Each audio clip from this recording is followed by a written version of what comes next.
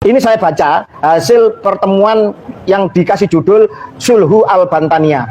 Bismillahirrahmanirrahim. Dengan ini kami Dzurriyyat Wali Songo dan juga Dzurriyyat Ba'alawi atau Habaib yang hadir menyepakati surat kesepakatan bersama. Ada 6 kesepakatan.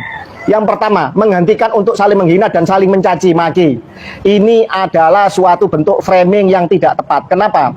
Siapa yang selama ini mencaci maki nasab Wali Songo? Siapa yang selama ini mengatakan nasab Wali Songo palsu dan terputus? Siapa yang menghina Kesultanan Nusantara selama ini? Bahkan ada pernyataan di situ yang namanya Idrus Al-Mashhur yang pernah membuat postingan tentang DNA, ngawur sekali bahwa guanin, salah satu asam nukleotida, basa nukleotida, itu dibilang haplogrup G. Ini orang nggak ngerti genetik, ngomong genetik, kemarin mengatakan bahwa nasab Sultan Brunei abal-abal katanya.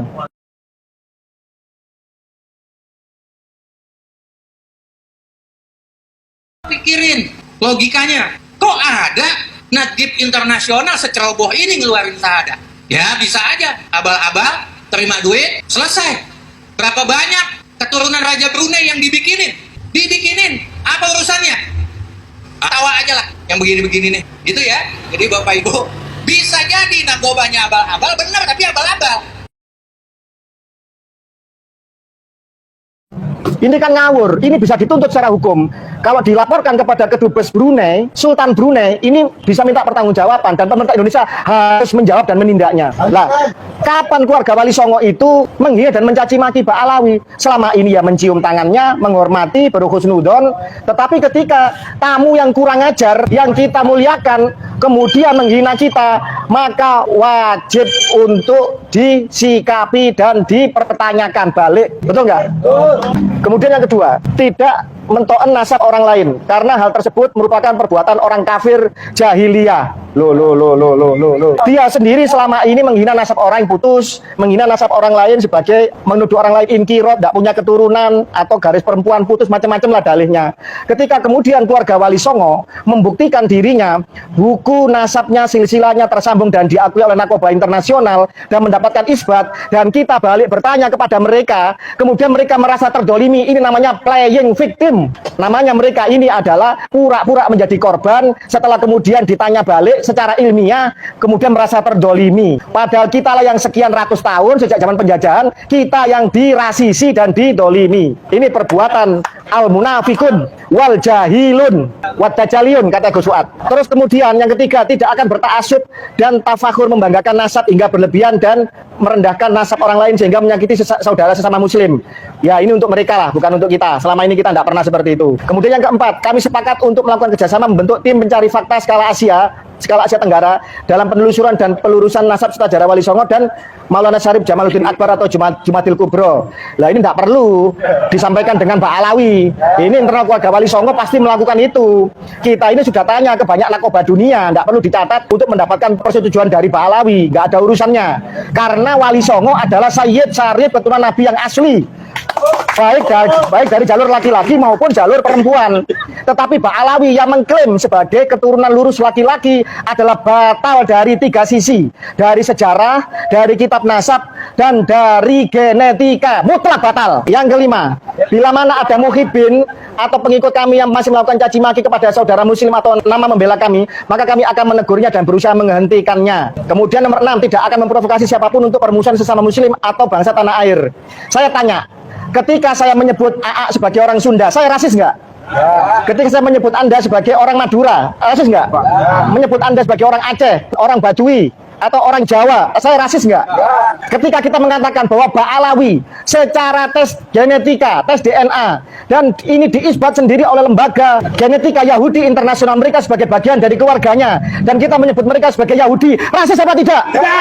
Rasis itu adalah ketika merendahkan ras orang lain dan merasa dirinya rasnya lebih tinggi, itu yang rasis. Dan itu mereka selama ini. Jadi jangan dibalik dong, jangan playing victim. Saya marah ini dengan framing seperti ini nggak benar.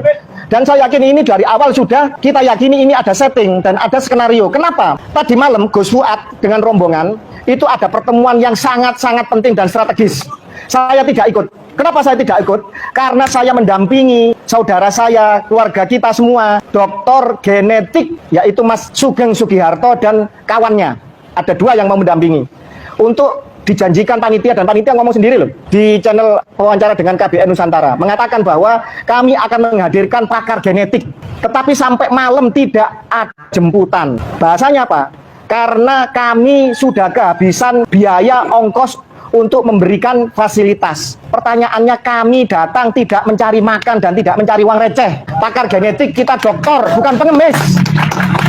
Bukan orang-orang yang akan berkata bohong atau berkata hal yang tidak benar demi uang, tidak. Mereka sekolah susah dengan tirakan, dengan disiplin ilmu yang kuat dan ketat, dan jangan merendahkan ilmu mereka seolah-olah kalau mereka itu tidak datang kemudian hanya mengharapkan uang. Salah, ini penghinaan dan pelecehan kepada keilmuan seseorang. Ditunggu sampai malam, tengah malam jawabannya kurang lebih seperti itu. Kami tidak punya biaya lagi untuk memberikan fasilitas atau bahasa hanya ngasih uang saku lah. Tidak berharap itu. Karena panitia menjanjikan akan dijemput dan ada sesi untuk genetik memberikan, pakar genetik memberikan pencerahan masalah genetika, dan forum di UIN seminar sudah jelas pakar genetik empat-empatnya, dan saya yakin seluruh pakar genetik seluruh dunia mensepakati bahwa haplogrup G tidak mungkin menjadi keturunannya J1. Karena dianggap bahwa ilmu genetika ini menjadi momok menakutkan bagi mereka, maka tadi malam itu saudara saya sampai tidak tidur semalam menunggu jemputan dan jawaban mereka. Sehingga saya berkorban menunggu saudara saya, Dr. Sugeng Sugiarto, dan salah seorang yang sudah standby. Dan saya tidak mengikuti Gus Wat untuk agenda-agenda yang jauh lebih penting dibanding pertemuan di Banten. Dan Alhamdulillah, Kiai Imaduddin Usman tidak hadir di Banten.